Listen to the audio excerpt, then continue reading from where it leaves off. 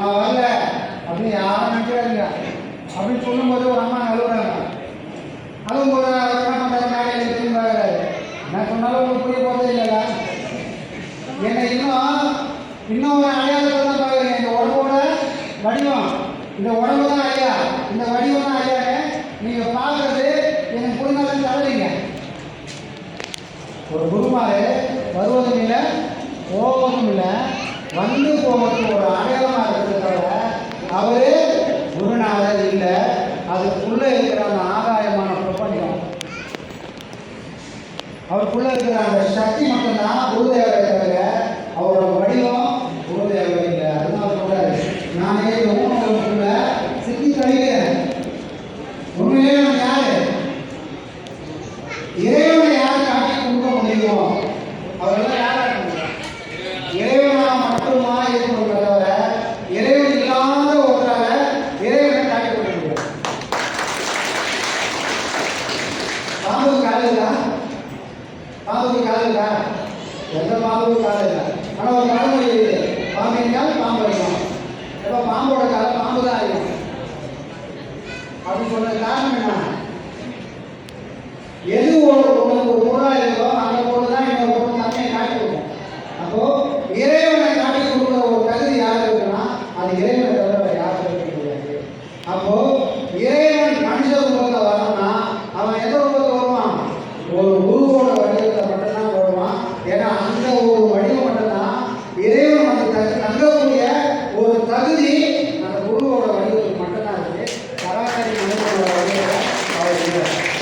ஆனால் நம்முடைய குருநாத காலம் குருதேவா நம்மளை பார்த்து மனுஷ மாதிரியே இருக்கிறார். அவர் வேற மாதிரி என்ன, தலையில ஒரு கங்கையும் இந்த ஒரு பெரியும் கழுதுக்கு ஒரு பாம்பை வந்திருந்தா ஓ வந்தவரே சிவபெருமான யாரும் விருப்பம் இல்லாமல் அதெல்லாம் அவர் புரியும். ஆனால் இன்னைக்கு நிலைமை என்ன, அவர் ஏதோ 5ஆம் கிளாஸ் வாதியம், அதுக்கு ஒரு 6ஆம் கிளாஸ் வாதியம், 1ஆம் கிளாஸ் தாண்டி வச்சவா இனி 6ஆம் கிளாஸ் வாதியம் பிடிக்கோ அப்படின்னு சொல்ற அளவுக்கு அறியாமையில் இருக்கக்கூடிய கூட்டம் அவங்க வருது. ஒரு குருதேவருக்கு வாதியார் இல்லை. வாதியார் எந்த கதை பொறுத்து வைப்பாரு?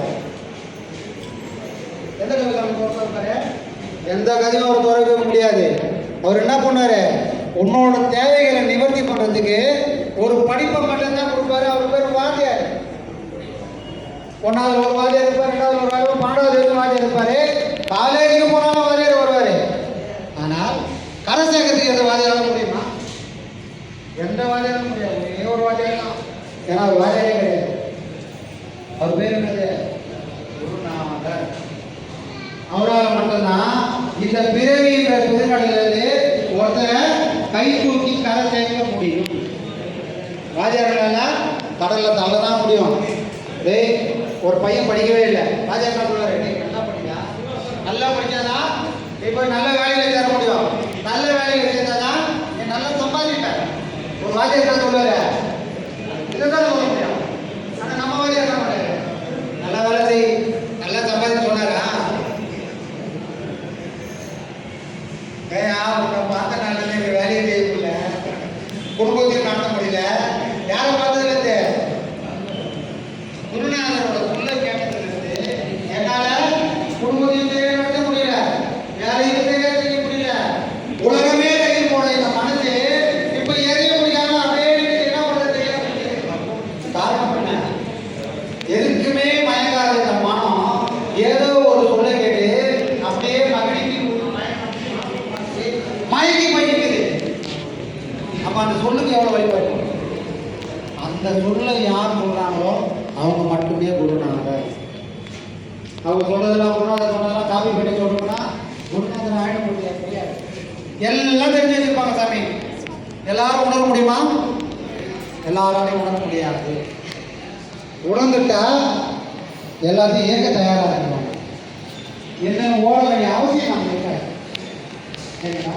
ஒரு குருநாதர் நான் என்ற தன்மை இல்லாம எல்லாமும் பார்த்துருக்காரு. வேற யாரும் அந்த சம்பவமே இல்லை. எல்லாரும் ஒரு அடையாளத்தை செஞ்சு தவிக்கணும். அந்த அடையாளத்தை நான் என்ற அந்த உணர்வு அது இருக்கிற வரைக்கும் கலையை கை கொடுக்காது. ஐயா சொல்றாரு, உனக்கு இந்த கலை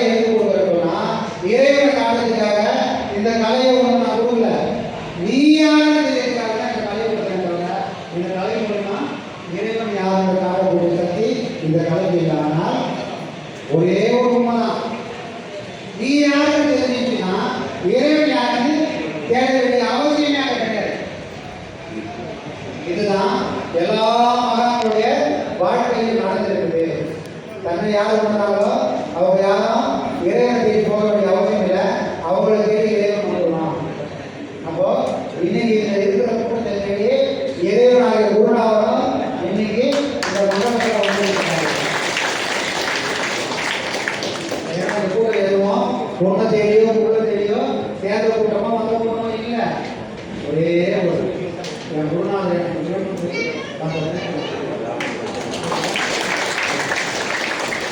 கேள்வி இருந்தால் வரலாம்.